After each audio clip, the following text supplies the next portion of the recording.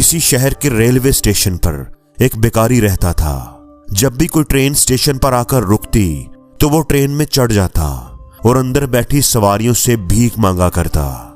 एक दिन वो स्टेशन पर बैठा हुआ था कि उसे पेंट कोट में मलबूस एक आदमी आता दिखाई दिया जो शक्ल से ही काफी अमीर लग रहा था।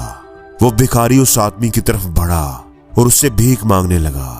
पता नहीं उस आदमी के दिल में क्या आया। उसने फकीर से कहा कि तुम हमेशा मांगते ही रहते हो, क्या कभी किसी को कुछ देते भी हो? भिखारी बड़ा हैरान हुआ। उसने कहा कि साहब, मैं तो खुद भिखारी हूं, मेरी इतनी औकात कहां कि मैं किसी को कुछ दे सकूं। अगर मेरे पास कुछ होता तो क्या मैं भिखारी होता? उस पेंट कोट वाले आदमी ने कहा कि अगर तुम किसी को कुछ दे नहीं सकते तो फिर तुम्हें मांगने का भी कोई हक नहीं है। मैं तो एक बिजनेसमैन हूं और लेन देन पर ही यकीन रखता हूं। अगर तुम्हारे पास देने को कुछ है तो तभी मैं बदले में तुम्हें कुछ दे सकता हूं। इतना कहने के बाद वो पेंट कोट वाला आदमी ट्रेन में बैठकर चला गया।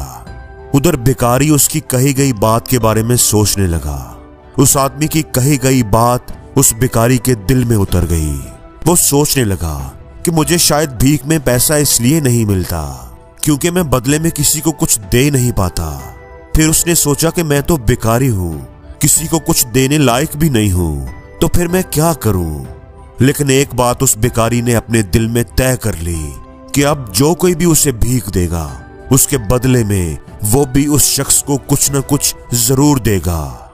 लेकिन सवाल फिर वही था कि वो दे क्या, क्योंकि उसके पास देने लायक कुछ था ही नहीं। कई दिन ऐसे ही गुजर गए। हर वक्त वो सोचता रहता कि वो बदले में लोगों को क्या दे, लेकिन कुछ भी समझ नहीं आ रहा था। एक दिन वो रेलवे स्टेशन पर बैठा हुआ था कि उसकी नजर स्टेशन पर उगे हुए कुछ फूलों पर पड़ी। उसने सोचा कि क्यों ना मैं लोगों को भीख के बदले फूल दे दिया करूं। उसको अपना ये ख्याल अच्छा लगा।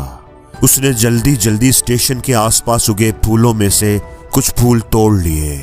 अब जब भी कोई उसे भीख देता तो वो बदले में भीख देने वाले को कुछ फूल दे देता। इन फूलों को खुश होकर लोग अपने पास रख लेते थे। अब भिखारी रोज फूल तोड़ता और भीख के बदले में उन फूलों को लोगों में बांट देता था। कुछ ही दिनों में उसने महसूस किया कि अब पहले की निस्बत ज्यादा लोग उसे भीख देने लगे हैं। उसने ये भी नोट किया कि जब तक उसके पास फूल रहते हैं लोग उसको भीख देते रहते हैं, लेकिन जब बांट बांट कर फूल उसके पास खत्म हो जाते तो उसे भीख भी नहीं मिलती थी। एक दिन जब वो भीख मांग रहा था और बदले में फूल दे रहा था तो उसने देखा कि वही पेंट कोट वाला आदमी ट्रेन में बैठा हुआ है जिसने उसे भीख के बदले में कुछ देने को कहा था। वो सीधा उस आदमी के पास गया और भीख मांगते हुए कहने लगा कि आज तो आपको मुझे भीख देनी ही पड़ेगी, क्योंकि आज मेरे पास भी बदले में आपको देने के लिए कुछ है। आप मुझे भीख दीजिए तो बदले में मैं आपको फूल दूंगा। उस आदमी ने उसे भीख के रूप में कुछ रुपए दे दिए और बदले में भिखारी ने उसे फूल दे दिए। उस पेंट कोट वाले आदमी को यह बात बहुत पसंद आई। उसने कहा कि वाह, क्या बात है, आज तुम भी मेरी तरह व्यापारी बन गए हो, बिजनेसमैन बन गए हो। इतना कहकर फूल लेकर वो आदमी अपने स्टेशन पर उतर गया। लेकिन उस आदमी की कही गई बात एक बार फिर भिखारी के दिल में उतर गई। वो बार बार उस आदमी की कही गई बात के बारे सोचने लगा और बहुत खुश होने लगा। उसकी आंखें अब चमकने लगी। उसे लगने लगा कि अब उसके हाथ कामयाबी की वो चाबी आ गई है जिसकी मदद से वो अपनी जिंदगी को बदल सकता है। वो ट्रेन से नीचे उतरा और ऊपर आसमान की तरफ देखते हुए खुशी से चिल्लाया, मैं भिखारी नहीं हूं, मैं तो एक व्यापारी हूं, मैं भी अमीर बन सकता हूं। आसपास खड़े लोगों ने उसे ऐसे करते देखा तो सोचा कि ये भिखारी पागल हो गया है। 200 दिन के बाद वो भिखारी उस स्टेशन पर दोबारा कभी नहीं दिखा। 6 महीने के बाद उसी स्टेशन पर 2 आदमी सूट बूट पहने सफर कर रहे थे। दोनों ने एक दूसरे को देखा तो उनमें से एक ने दूसरे से हाथ मिलाया और कहा कि क्या आपने मुझे पहचाना? दूसरे आदमी ने जवाब दिया कि नहीं, मैं नहीं पहचान सका, मेरे हिसाब से तो शायद हम लोग पहली बार मिल रहे हैं। पहला आदमी दोबारा बोला नहीं, आप याद कीजिए, हम पहली बार नहीं बल्कि तीसरी बार मिल रहे हैं। हम पहले भी 2 बार इसी रेलवे स्टेशन पर मिले थे। मैं वही भिखारी हूँ जिसे आपने पहली मुलाकात में बताया था कि जिंदगी में क्या करना चाहिए, और दूसरी मुलाकात में बताया कि मैं असल में कौन हूँ। आपकी दिखाई हुई राह पर चलते हुए मैंने इसी स्टेशन से फूल तोड़कर बेचने से अपने काम का आगाज किया था, और आज मेरा फूलों का एक बहुत बड़ा कारोबार है, और उसी कारोबार के सिलसिले से ही मैं दूसरे शहर जा रहा हूँ।